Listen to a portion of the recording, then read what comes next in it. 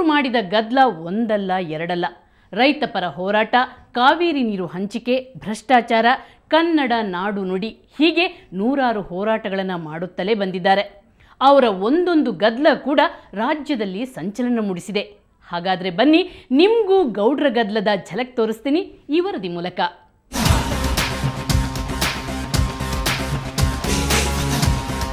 ಹರದನಹಳ್ಳಿಯ ಸಾಮಾನ್ಯ ರೈತ taluk board member ಆದಾಗ ಆತನೇ ಮುಂದೊಂದು ದಿನ ಭಾರತದ ಪ್ರಧಾನಿಯಾಗುತ್ತಾನೆ, ಹಾಸನ ಅನ್ನೋ ಜಿಲ್ಲೆಗೆ ಯೋಜನೆಗಳ ಮಹಾಪೂರವನ್ನೇ ಹೊತ್ತು ತರ್ತಾನೆ ಅಂತ ಯಾರೂ ಅಂದುಕೊಂಡಿರಲಿಲ್ಲ.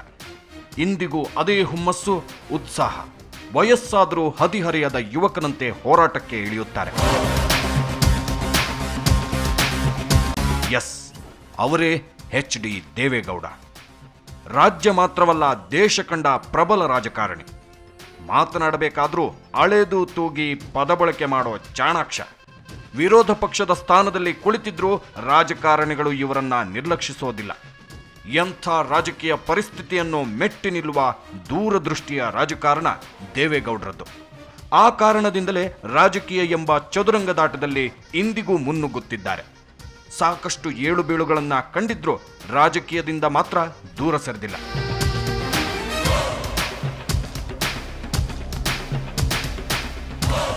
ಜನಪರ ಹೋರಾಟಗಳಲ್ಲಿ ಗೌಡ್ರು ಸದಾ ಮುಂದು.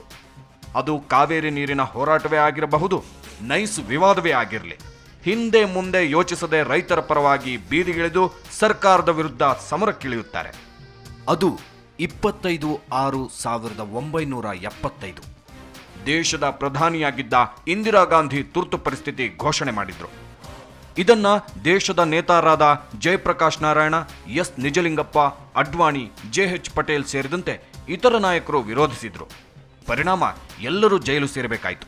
ಆ ಸಂದರ್ಭದಲ್ಲಿ ದೇವೇಗೌಡರು ಕೂಡ ಹೋರಾಟಕ್ಕೆ ಪ್ರವೇಶ ಮಾಡಿ 18 ತಿಂಗಳುಗಳ ಕಾಲ ಜೈಲುವಾಸ ಅನುಭವಿಸಬೇಕಾಯಿತು. ಜೈಲಿನಲ್ಲೇ ರಾಷ್ಟ್ರೀಯ ನಾಯಕರ ಪರಿಚಯವಾಯಿತು. ಆನಂತರ ಕಾಂಗ್ರೆಸ್ ಹೊರತುಪಡಿಸಿ ಸರ್ಕಾರ ರಚನೆ ಮಾಡಬೇಕೆಂಬ ಛಲ ಮನದಲ್ಲಿ ಹುಟ್ಟಿಕೊಂಡಿತ್ತು. 1978ರಲ್ಲಿ ನಡೆದ ಸಾರ್ವತ್ರಿಕ ಚುನಾವಣೆಯಲ್ಲಿ 68 ಸ್ಥಾನ ಗಳಿಸುವ ಮೂಲಕ ವಿರೋಧ ಪಕ್ಷವಾಗಿ ಜನತಾದಳ ಹೊರಹೊಮ್ಮಿತು. HD ದೇವೇಗೌಡ ವಿರೋಧ ಪಕ್ಷದ ನಾಯಕನಾದರು. ವಿರೋಧ ಪಕ್ಷದ ನಾಯಕನ ಸ್ಥಾನಕ್ಕೆ ಗತ್ತು ಗೌರವ ತಂದುಕೊಟ್ಟಿದ್ದು ಇದೇ ದೇವೇಗೌಡರು. ತಮಗೆ ನೀಡಿದ ಸೌಲಭ್ಯಗಳನ್ನು ತಿರಸ್ಕರಿಸಿದ್ರು. ಕೆಂಪುಗೂಟದ ಕಾರು ಬೇಡವೆಂದರು. ಜನಪರ ಕಾಳಜಿಯುಳ್ಳ ಇಂಥ ನಾಯಕ ಜನರಿಗೆ ಇಷ್ಟವಾಗಿ ಬಿಟ್ರು. ಆ ಸ್ಥಾನದಲ್ಲಿದ್ದುಕೊಂಡೇ ಕಾಂಗ್ರೆಸ್ ಸರ್ಕಾರದ ಲೋಪದೋಷ, ಭ್ರಷ್ಟಾಚಾರಗಳನ್ನು ಬಯಲಿಗೆಳೆದು ಹೋರಾಡಿದ್ರು. ರೈತ ವಿರೋಧಿ, ದಲಿತ ಮತ್ತು ಅಲ್ಪಸಂಖ್ಯಾತರ ವಿರೋಧಿ ಧೋರಣೆಗಳನ್ನು ವಿಧಾನಸಭೆಯಲ್ಲಿ ಖಂಡಿಸಿದರು. ರಾಮಕೃಷ್ಣ ಹೆಗಡೆಯವರು ಮುಖ್ಯಮಂತ್ರಿಯಾಗಿದ್ದ ಸಂದರ್ಭದಲ್ಲಿ ದೇವೇಗೌಡರು ಮಂತ್ರಿಯಾಗಿದ್ದರು. ಅಂದು ನೀರಾವರಿಗಾಗಿ ಮೀಸಲಿಟ್ಟಿದ್ದ ಹಣ ಕಡಿಮೆಯಾಯಿತು ಅಂತ ತಮ್ಮ ಸಚಿವ ಸ್ಥಾನಕ್ಕೆ ರಾಜೀನಾಮೆ ನೀಡಲು ಮುಂದಾಗಿದ್ದು ಇವರ ರೈತಪರ ಕಾಳಜಿಗೆ ಹಿಡಿದ ಕೈಗನ್ನಡಿ. ಅದೇ ಭಿನ್ನಾಭಿಪ್ರಾಯದಿಂದಾಗಿ ಜನತಾದಳದಿಂದ ಹೊರಬಂದು ಸಮಾಜವಾದಿ ಜನತಾ ಪಕ್ಷ ಕಟ್ಟಿದ್ರು. ವಿಧವಾ ಮಾಶಾಸನ, ಹೆರಿಗೆ ಭತ್ಯೆ, ಹಳ್ಳಿ ಹೆದ್ದಾರಿ ಜಾರಿಗೊಳಿಸುವಲ್ಲಿ ದೇವೇಗೌಡರ ಪ್ರಯತ್ನವನ್ನ ಮರೆಯೋದಕ್ಕೆ ಸಾಧ್ಯವಿಲ್ಲ. ಹಾಸನ ಶ್ರವಣಬೆಳಗೊಳ ಮಾರ್ಗವಾಗಿ ಬೆಂಗಳೂರು ರೈಲ್ವೆ ಯೋಜನೆ ಕೂಡ ಗೌಡ್ರ ಚಿಂತನೆಯ ಫಲವೆನ್ನಬಹುದು. ಪ್ರಧಾನಿಯಾದ ಮೇಲಂತೂ ಹಲವು ಯೋಜನೆಗಳನ್ನ ಹಳ್ಳಿಗಳಿಗೆ ತಂದರು. ಪಂಚೆಯಲ್ಲಿ ವಿದೇಶ ಸುತ್ತಿದ ಪ್ರಧಾನಿ ಅನ್ನೋ ಖ್ಯಾತಿ ಕೂಡ ಇವರಿಗೆ ಸಲ್ಲುತ್ತದೆ.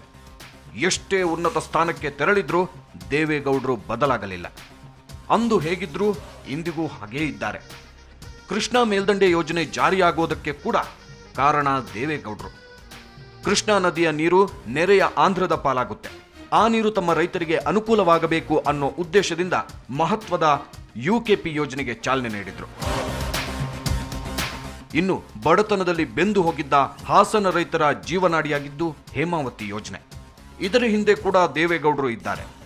ಕಾವೇರಿ ನದಿ ನೀರು ಹಂಚಿಕೆ ವಿವಾದ ಜಟಿಲವಾಗಿದ್ದಾಗ 1992ರಲ್ಲಿ ನೀರು ಹಂಚಿಕೆ ಕುರಿತು ಅಧ್ಯಯನ ಮಾಡಿ ಲೋಕಸಭೆಯಲ್ಲಿ ಮಾತನಾಡಿ ಎಲ್ಲರನ್ನ ಬೆರಗುಗೊಳಿಸಿದರು.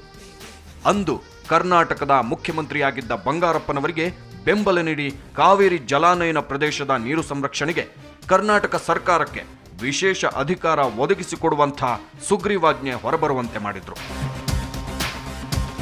ಇದಿಷ್ಟೇ ಅಲ್ಲ, ಅಲ್ಪಸಂಖ್ಯಾತರಿಗೆ ರಾಜಕೀಯ, ಔದ್ಯೋಗಿಕ, ಶೈಕ್ಷಣಿಕ ಮೀಸಲಾತಿ ಬೇಕೆಂದು ಹೋರಾಡಿದ ರಾಜಕಾರಣಿ HD ದೇವೇಗೌಡರು. ರೈತರ ಬಾಳು ಹಸನಾಗಬೇಕು, ಆಗಲೇ ದೇಶದ ಅಭಿವೃದ್ಧಿಯಾಗುತ್ತೆ ಅಂತ ಆ ಕಾರ್ಯದಲ್ಲಿ ತಮ್ಮನ್ನು ತಾವು ತೊಡಗಿಸಿಕೊಂಡಿದ್ದಾರೆ. ಇಂದಿಗೂ ಮಣ್ಣಿನ ಮಗ ಅಂತಲೇ ಚಿರಪರಿಚಿತರು. ಇಂದಿಗೂ ರಾಜಕೀಯದಲ್ಲಿ ಗೌಡ್ರು ನಿಸ್ಸೀಮರೆ. ಯಾರು ಏನೇ ಅಂದ್ರೂ ತಮ್ಮ ಹೋರಾಟದ ಹಾದಿಯನ್ನ ಬದಲಾಯಿಸಲ್ಲ. ಅವರ ಹೋರಾಟದ ಜೀವನ ಹೀಗೆ ಮುಂದುವರಿಯಲಿ. ಇದು ಇವತ್ತಿನ ಸುವರ್ಣ ಫೋಕಸ್. ನಾಳೆ ಮತ್ತೊಂದು ಇಂಟ್ರೆಸ್ಟಿಂಗ್ ಸ್ಟೋರಿಯೊಂದಿಗೆ ಮತ್ತೆ ಬರ್ತೀನಿ. ಕ್ಷಣ ಕ್ಷಣದ ಸುದ್ದಿಗಾಗಿ ನೋಡ್ತಾ ಇರಿ ಸುವರ್ಣ ನ್ಯೂಸ್ 24/7.